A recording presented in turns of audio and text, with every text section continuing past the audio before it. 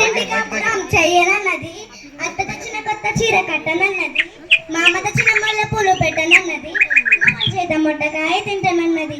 నానా నానా నాకు అది చెప్పవా? అబ్బా నాకు చాలా పని ఉన్నది, వెళ్ళి మీ అమ్మనడు పో అమ్మా. అమ్మా అమ్మా నాకు అది చెప్పవా? నాన్నని అడిగితే ఏదో పని ఉన్నదన్నాడు. అవునా, ఏదో పని ఉందన్నాడా? అవునమ్మా. నాకు తెలుసు, ఎప్పుడూ ఇంతే, సీఎం కూడా ఇంత బిజీగా ఉండడు. నాకు వంటింట్లో పని ఉందమ్మా, వెళ్ళి మీ నానమ్మని అడుగమ్మా పోతల్లి. మీరిద్దరు ఎప్పుడు ఇంతే, కథ చెప్పరు, పాట పాడడు, నేనేది అడిగినా ఏదో పని ఉంటారంటారు. నానమ్మ నానమ్మ నా కథ చెప్పవా? నిన్నటిలాగానే నా బంగారు తల్లి, నా చిట్టి తల్లి, అలా పెరట్లోకి వెళ్ళి చెప్పుకుందాం పదమ్మా.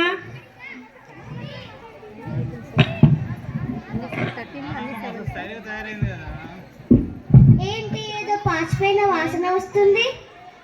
ఏం లేదండి, నిన్న మిగిలిపోయిన ఉప్మా ఉంటే పాడేయడానికి పోతున్నా. అంత ఎక్కువ ఎందుకు చేసావే? మీకోసమే, తిని బలుస్తారని. దీని పేరు ప్రభావతి, కోపం చాలా అతి, అసలు లేదు మతి, ఇది చాలా పెద్ద కోతి, నీకు పగులుచ్చి మూతి. అయినా ఇంత చేసి పాడేసే బదులు ఆ ముసల్దానికి పెడితే పోలా? అత్తయ్య, ఓ అత్తయ్య, మీకోసమని ఉప్మా చేశాను, తినండి. అమ్మా ప్రభా, ఇది పాచిపోయిందమ్మా, నేను తినలేను. పాచిపోయిందా? నీకోసమని వేడివేడిగా జీడిపప్పులు వేసుకొని తెమ్మంటావా? పాచిపోయిందంట, పాచిపోయింది. అయినా ఈ వయసులో అంతంత తిని ఒలింపిక్స్ వెళ్ళి వెయిట్ లిఫ్టింగ్ చేయాలా ఏంటి? సిగ్గు లేకపోతే సరే, చిచ్చి, పెట్టింది తిని ఆ మూలన పడి ఉండు.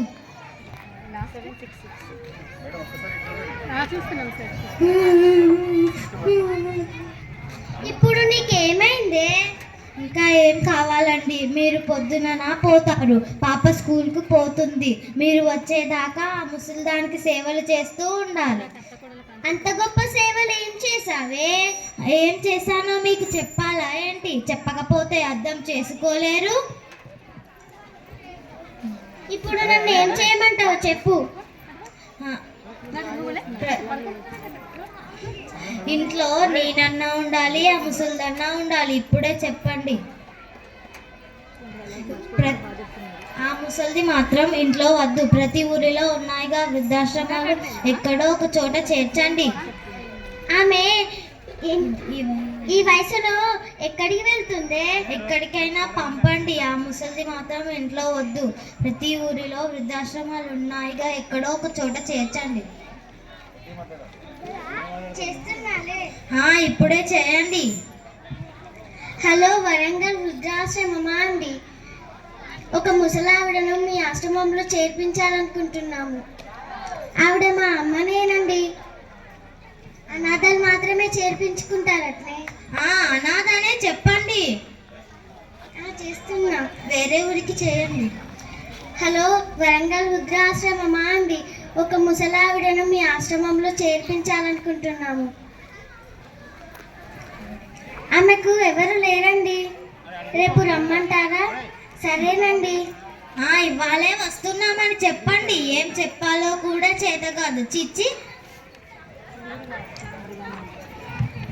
అయితే ఆ ఫోన్ నెంబరు నాకు కూడా ఇవ్వండి నాన్న, మీరు ముసలోళ్ళు అవుతే మిమ్మల్ని కూడా అక్కడికి పంపిస్తాను. చూడండి ఇది ఎలా మాట్లాడుతుందో, ఆ ముసలిదాని గారాబం వల్ల ఇది ఇలా తయారవుతుంది. అమ్మా, నిన్ను కొసేపు ఆగుమా నాన్న. ఇందాక పాచిపోయిన తిండి మా నాన్నమ్మకు పెట్టావే, అదేదో నువ్వే తినొచ్చుగా, లేదా నాన్నకు పెట్టొచ్చుగా, లేక నాకు ఇవ్వచ్చుగా. ఎందుకమ్మా నాన్నమ్మ అంటే అంత కోపం? నీ తెలివేమయ్యింది నాన్న? నువ్వు నన్ను చిన్నప్పుడు ఎంత బాగా చూసుకునేవో, నానమ్మ కూడా నిన్ను అంత బాగా చూసుకునేది. ఆ మాత్రం అర్థం కాలేదా? నీకంటే నానమ్మనే నన్ను బాగా చూసుకుంటుంది, రోజు కథలు చెప్పుతుంది, పాటలు పాడుతుంది, నాతో ఆడుకుంటుంది. మీరేమో పని ఉన్నదని తప్పించుకుంటారు. నానమ్మ వెళ్ళిపోతే నాతో ఎవరు ఆడుకుంటారు? నానమ్మతో పాటు నన్ను కూడా పంపించండి. అంత పెద్ద పెద్ద మాటలు అని మమ్మల్ని బాధ పెట్టకు తల్లి. మరి నానమ్మ కూడా బాధపడదా? ఏం లేదమ్మా. మమ్మల్ని క్షమించమ్మా. నన్ను కాదు క్షమాపణ అడిగేది మా నానమ్మను.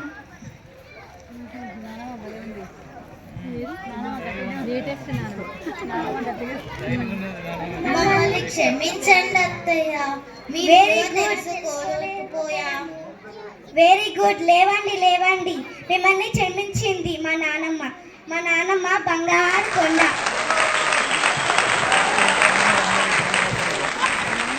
ఇష్టం ఉంటుంది సార్ పిల్లలకి కూడా.